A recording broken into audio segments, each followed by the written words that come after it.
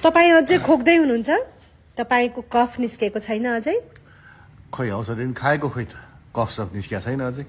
यो remedy try गर्नुहोस्। यसले तपाईँको छातीमा जमेको कफलाई निकाल्नलाई मद्दत गर्दछ। साथै तपाईँलाई पिनास भएको छ भने पनि तपाईँको पिनासलाई पनि सहज बनाउँछ यसले। यो रेमेडीले तपाईँको छातीमा जमेको कडाभन्दा कडा कफलाई सहजताका साथ निकाल्नलाई मद्दत गर्दछ।